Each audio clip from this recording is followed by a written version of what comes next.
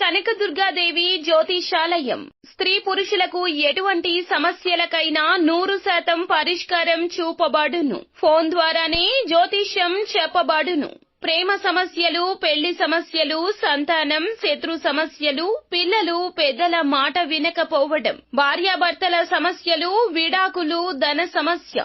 మీ జీవితంలో ప్రతి ఒక్క సమస్యకి గురువు గారి దగ్గర పరిష్కారం కలదు. గురూజీ భవానీ రాజు. Phone number 9000553960.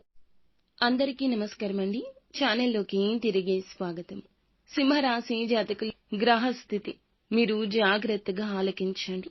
పరువు పోయే ఒక సంఘటన జరగబోతుంది. మీకు టెన్షన్ ఎక్కువ అయ్యుండొచ్చు. వీడియో ఆలస్యం లేకుండా చూసేద్దాము. వీడియో నచ్చితే ఒక చిన్న లైక్ చేసి మమ్మల్ని సపోర్ట్ చేయండి. ఈ రాశి జాతకులు తోచినంత సహాయం చేయడానికి ఎప్పుడూ ముందు ఉంటారు. వారు ఎవరైనా కావచ్చు. ఆర్థిక సాయము చేస్తారు.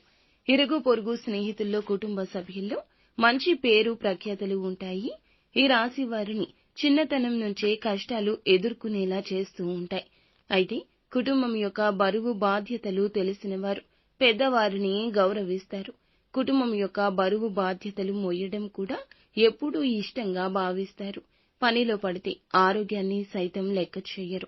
ఏ పని మొదలు పెట్టినా ఆ పని పూర్తయ్యేంత వరకు మధ్యలో విడిచిపెట్టరు. ఈ రాశివారు ఎంతటి పట్టుదల కలిగి ఉంటారంటే ఎన్ని ఆటంకాలు ఏర్పడినా, ఎంత ఒత్తిడి వచ్చినా పని పూర్తయ్యే వరకు విడిచిపెట్టని తత్వం ఉంటుంది. ఎదుటి వారి యొక్క మాటలు ఊరికే నమ్మేస్తుంటారు. వారు చెప్పేది నిజమా అబద్ధమా అని గమనించుకోకుండా వారికి సాయం చేయడానికి వెళ్లి కుటుంబంతో పడిన ఇబ్బందులే కాకుండా సమాజంలో ఎదురైన అవమానాలు కోకొల్లలే ఉన్నాయి. ఈ రాశి వారిని ముఖ్యంగా గమనిస్తే ఈ రోజున మాత్రం పరువు పోయే సంఘటనలు జరగబోతున్నాయి. ఎందుకంటే ఒక ఫోన్ కాల్ మాట్లాడడం ద్వారా వీరు ఇటువంటి పరిస్థితిని ఎదుర్కోబోతున్నారు. వీరి యొక్క పరువుకి నష్టం కలగబోతుంది. మీకు ఒక ఫోన్ కాల్ రాబోతుంది. దానికి సంబంధించి అవతల వారి యొక్క మాటలు నమ్మి వారికి మీరు ఆర్థికంగా సహాయం చేయడం కావచ్చు. మీకున్న పరిస్థితుల కారణంగా సహాయం చేయడానికి ముందుకెళ్తారు. కానీ వారి ద్వారా పరువు పోయే పరిస్థితులే కనిపిస్తున్నాయి. మీరు మధ్యవర్తిత్వంగా ఉండడం, షూరిటీ సంతకాలు చేయడం, ఆర్థికంగా ముందుండి వారికి సాయం చేయడం, లేదా ఏదైనా సరే ధనం ఇప్పించే మార్గాలలో మీరు సహాయం చేయడానికి మధ్యలో ఉండడం భవిష్యత్తులో విరోధంగా మారే పరిస్థితి ఉంటుంది. చేసిన సహాయాన్ని అంతటినీ వారు గంగలో కలిపేస్తారు. ఎందుకంటే వారికి కృతజ్ఞత లేదు. ఎందుకంటే మీరు చేసిన సాయాన్ని ఆ రోజు వారు ఉన్న కష్టాన్ని పూర్తిగా మర్చిపోయి ఈ రోజున సహాయానికి బదులుగా పరువు తీసేలాగా మీపై నిందలు వేస్తారు.